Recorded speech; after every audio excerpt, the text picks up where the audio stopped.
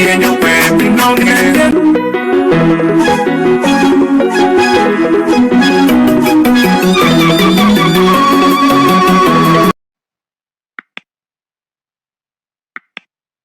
framed it.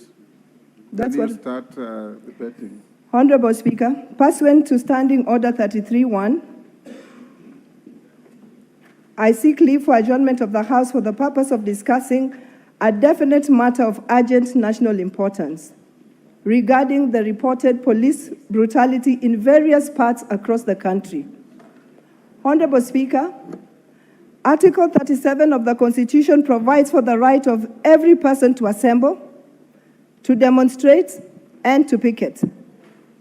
Additionally, the Constitution in Article 36 confers all citizens with the freedom of association.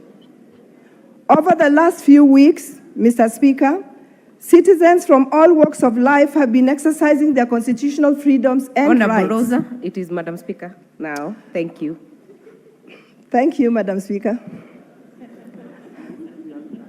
I should have been the first one to correct that. Thank you, Madam Speaker. To exercise their constitutional freedom and right to associate, to assemble, and demonstrate across the country against the high cost of living. Madam Speaker, sadly, there have been cases of obstruction of the exercise of these freedoms and rights by the police, including reported incidences of harassment and police brutality.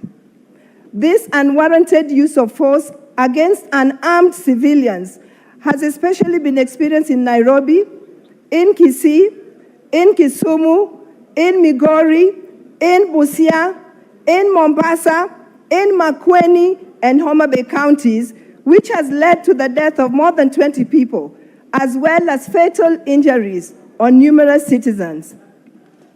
Honorable Speaker, it is against this background that I seek leave for adjournment of the House to discuss this matter of great national concern, with a view to exploring possible and lasting solutions to this unjustified contravention of the law.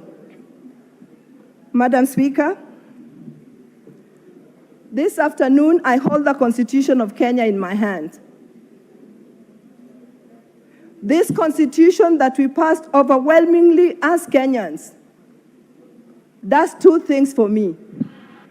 The two things that stand out for me, Madam Speaker, is that this Constitution makes every Kenyan citizen equal to the other. And in all the things that subscribed in this Constitution, it does not leave any Kenyan behind.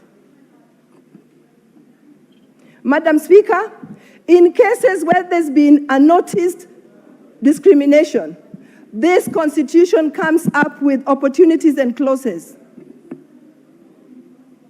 that talks about affirmative action so that every Kenyan is brought up to nearly as possible equal as the other.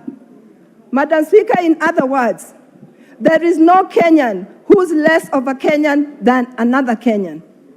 Madam Speaker, the next thing that this Constitution did for me is that when you look at Article 244, coming from the bloodshed of 2007 and 2008, the Constitution introduced, very radically so, National Police Service, away from National Police Force.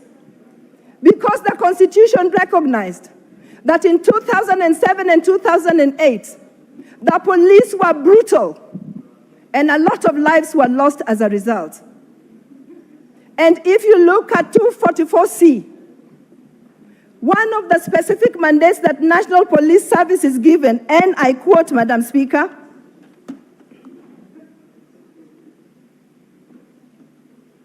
is to comply with the constitutional standards of human rights and fundamental freedoms. End of quote. Madam Speaker, one such freedom is enshrined in Article 37 of this Constitution, where every Kenyan is given a right and an opportunity to picket, to demonstrate, if they so wish. Madam Speaker, Our honorable member said that we should not overlook two words: peacefully or peaceably, and unarmed. Madam Speaker, I stand here to say that in the recent past, all the Maandamanos or demonstrations that have had no presence of police have ended up being very peacefully. One such demonstration was one that was carried on in Siaya and was reported in our local TV stations.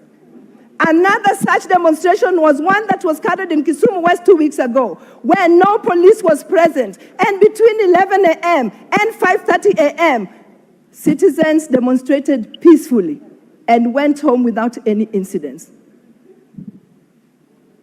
Madam Speaker, it is therefore proven that the police, instead of acting in their protection role, actually provokes demonstrators who are otherwise very peaceful. In the provocation, Madam Speaker, there's tear gas, there's water batons, there's live bullets, which are used to shoot innocent, peaceful, unarmed demonstrators.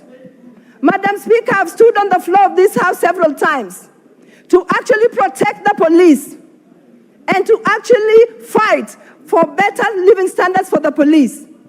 But on this front, the police of Kenya has failed Kenyans. They've turned into a killing squad. As I stand here today, you're seeing me in a black headscarf. I'm mourning two young men from my sub-location. One killed in Condemning at the flyover, way beyond the time of the demonstration.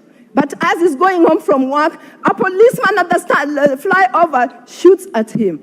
The boy had absolutely nothing. The other one killed in Kitengela. Madam Speaker, if you look at the 20 reported deaths, you will find that most of them were shot from the back. Madam Speaker, when you shoot people from the back, that means they are actually going. They are not even coming towards you to threaten you, but you choose to shoot them because you have the power of the gun. Madam Speaker, in many parts of this country today, Kenyans are mourning. Many of those young people will actually be buried this weekend, Madam Speaker. But, Madam Speaker, we cannot sit and watch this happen without discussing it and seeing how it can be brought to a stop, because tomorrow it will happen to you or your child or your relative. Madam Speaker, despite the fact that the National Police became a service and not a force, Madam Speaker, the curriculum of the training of the police still remains the same. And it's for this House to actually ensure that even the training of the police changes so that the police becomes a service and not a force. Madam Speaker, I don't care which side of the divide you're from. Because when the time comes and you face that policeman with a gun, a policeman who's only been trained to shoot, you will die, whether you belong to which side of the political divide.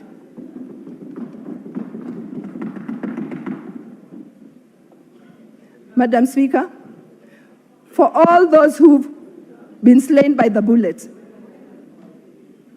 I ask this House to actually discuss and come up with opportunities where we'll actually ensure that those people who are dead will have justice, and justice that will be seen to be done. They might not be awake, they might not be alive to experience that justice, but we know that their death should not go in vain. Madam Speaker, I beg to move. Thank you, Honorable Rosa.